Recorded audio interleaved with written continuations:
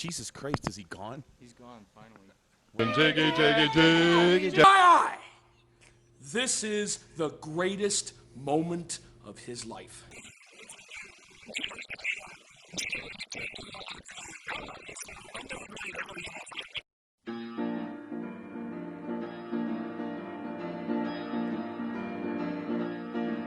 The Jiggy Jaguar, the Jiggy Jaguar, the Jiggy Jaguar show. The Jiggy Jaguar, the Jiggy Jaguar, the Jiggy Jaguar show.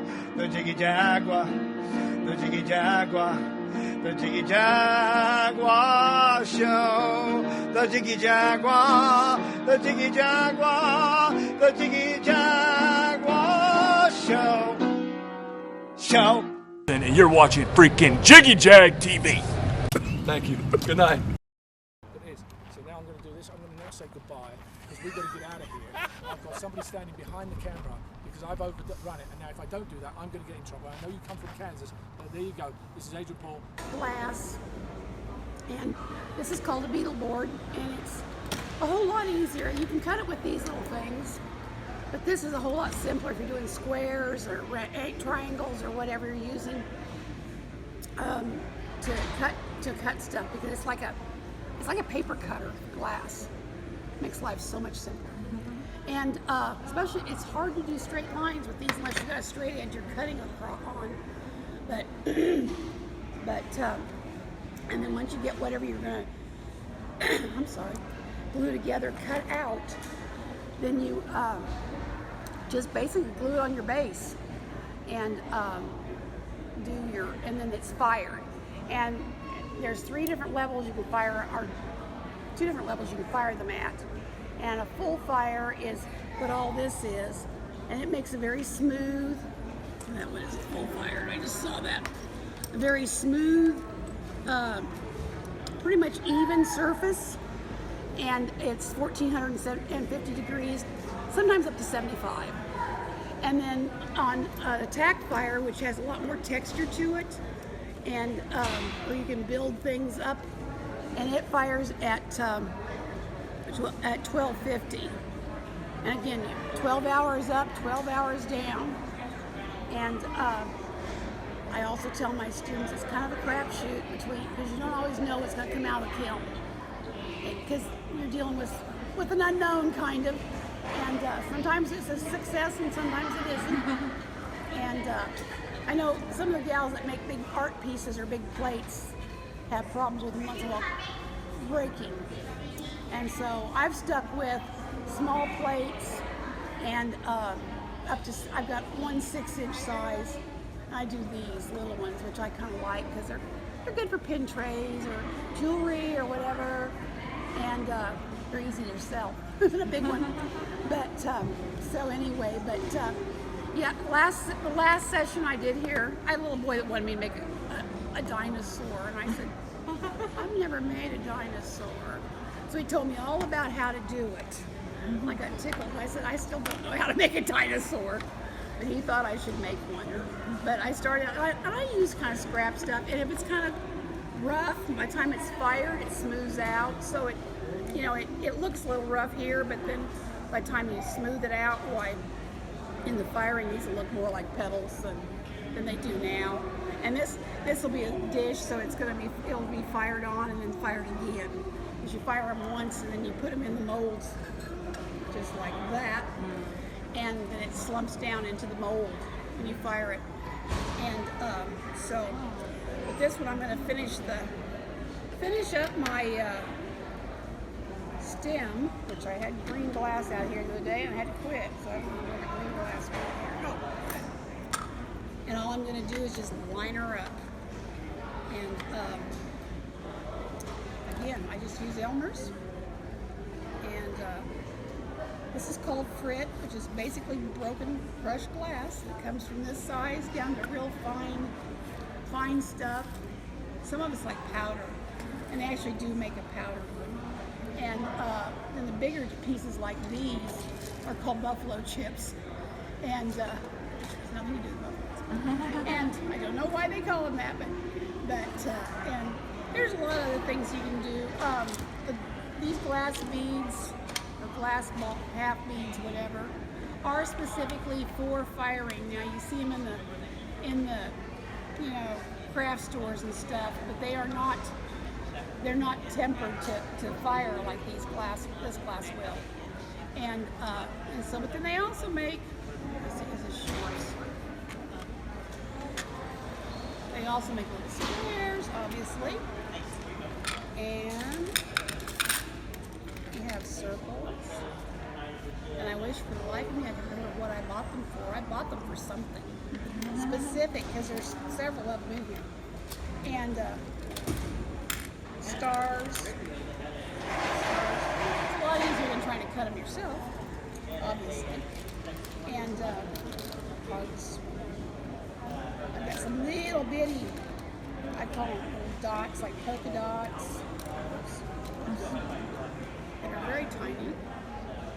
And they make a variety of things. They make all the holiday designs and you name it. You can get just about anything in a pre-cut. And which is handy when you want to, especially if it's a very detailed type of design. And so I'm working on one at home. It's a 6-inch, but it's gonna be a plaque, and it's dark blue glitter, and then it has these green things coming up. They're supposed to be hollyhocks. I hope it turns out. Mm-hmm. And then I put little pieces. I'm taking little pieces of gold dichroic grit with tweezers and putting them here and there for fireflies.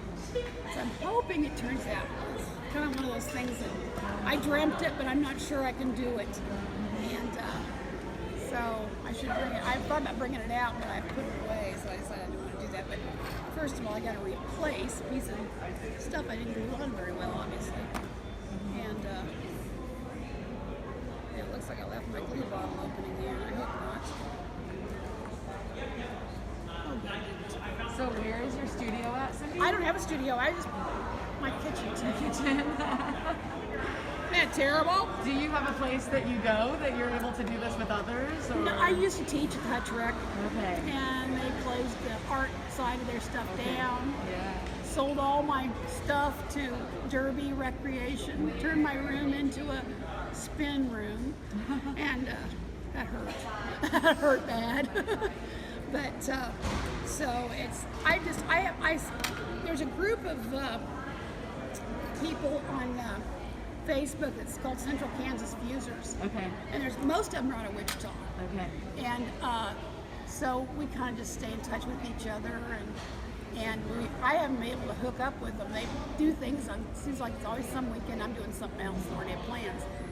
And but we pick each other's brains and stuff. And some of them do some pretty advanced work. I've got a girl, one of my friends that I know real well does a corset she's done a corset in glass. I don't know how she did that thing. I have no idea. But it was incredible looking. She's done a lot of stuff like that. And I just came back from Colorado, and I want to do more art pieces. And I've done tons of jewelry, and I have tons to be fired. And but I decided that I really want to do more art pieces, and they have a lot of sunflower pieces and a lot of course they have aspen out there, but stuff that's more of an art design rather than that you can put out in a window or table or whatever.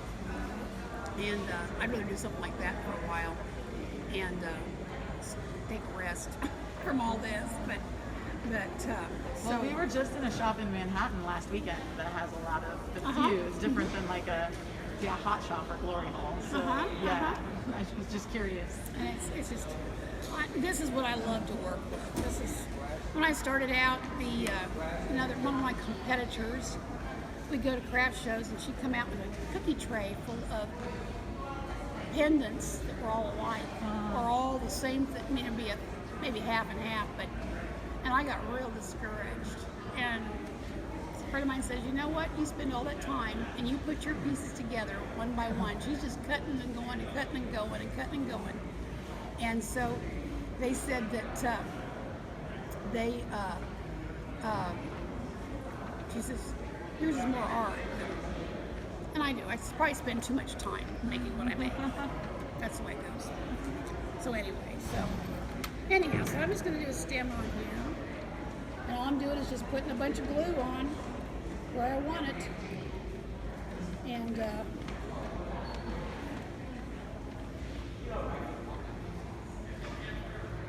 and then I'm just going to, let's see, I want to project this.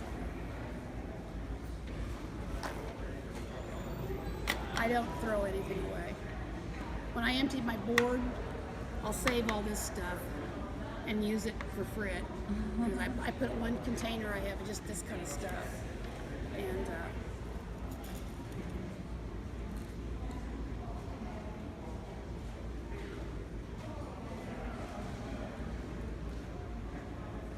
I know it's hard to see. I'm trying to, once I started, I was trying to not to, if I'm putting it out, I can do it this way.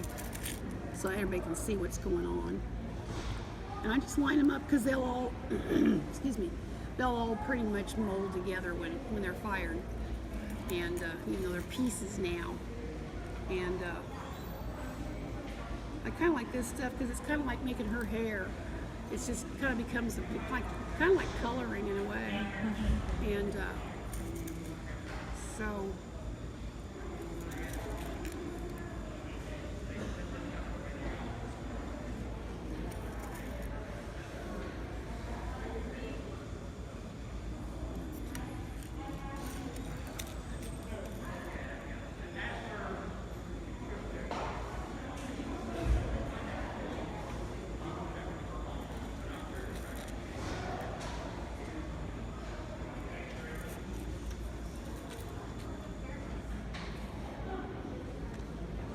and all it has to do is dry before I put it in my kiln.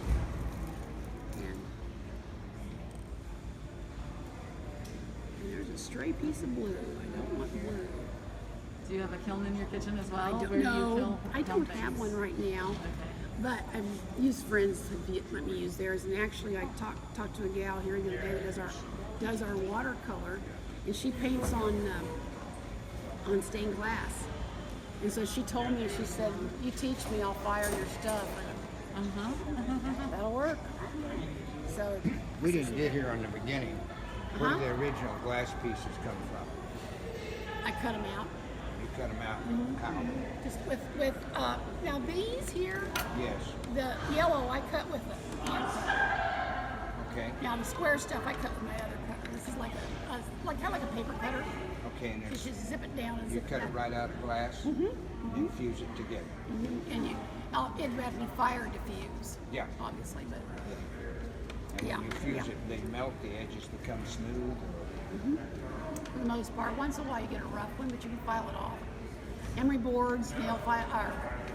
I keep a Diamond Deb nail file around for that reason, because you can file you get it like this kind of stuff. Sometimes you get sharp corners that you didn't expect, and so you just file it off. There's one right there, as a matter of fact. And, Where do you get your material? I order mine, you can buy it at Bearden's in Wichita, but I order mine from Livonia, Michigan. It's called Delphi. And they do stained glass and mosaics and fused glass, all of it. And I've forgotten the name of that place in Wichita, Bearden's. Bearden's. And he sells everything. And so, all that stuff. I just haven't gone down there to do it. Sure. It's easier to have somebody deliver it to your house. Oh, yeah. Now if I can find something to put in the center of that thing. And it's fired similar to ceramic. Well, it's fired, if you want a full fire, which is this stuff, which is with a smooth finish and everything, it's 1,450 degrees to 75 degrees, anywhere in between. It has to 12 hours to come up to full heat and 12 hours to cool down. And then if you want to do tack fire, which is a more textural thing, it's 1,250 in the same kind of situation. And the actual firing process, not the cooling down, but the actual firing, how long is it in the kiln? It's in the kiln, but well, you don't ever open it for 12 hours. I got Up you. and 12 hours down. I got you. And because if you open it beforehand, it's liable to pop on you. I see. And or something pop off something else and Yeah. put where you don't want it. Yeah, you're on the calendar. I don't myself, but I've got a couple people I've borrowed and used theirs. I'm willing to pay them because I don't need another thing in my house. I have a friend that has one in between. She has ceramic or porcelains, but she has it in between her 2 bedrooms in her hallway. I was always surprised when I saw that. I thought, but and they're 110. You can get 110 kilns, and that's what I would want.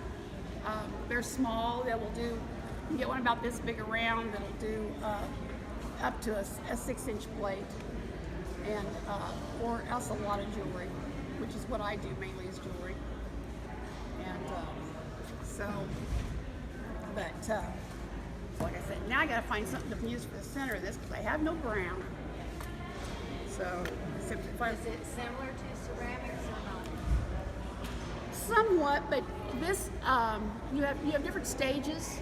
You have a regular schedule when you. I've done several of those for like 40th anniversary things. I'll do like red ones and whatever, and so that kind of thing. So you can do a lot of different things with some simple stuff, and I am living proof you don't have to have a big budget to do it. I live on Social Security, so you just have to.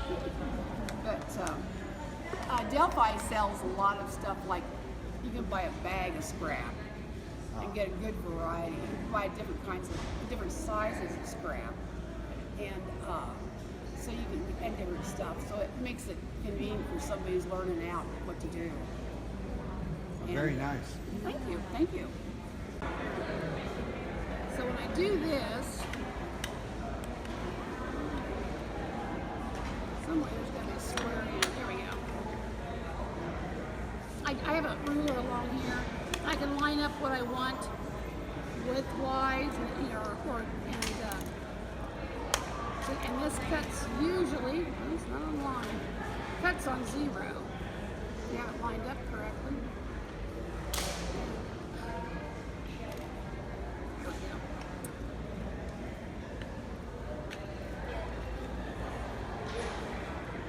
And so you just lay your cutter down on the glass. You can hear it scratch. And then these have a little nub on right in here. And you just lay that nub on that line and squeeze, and hopefully it will break nice. Sometimes they don't. This one's got a little bit of a flare on the end. But and that goes back in the scrap box till the next time I want to use it for something else. And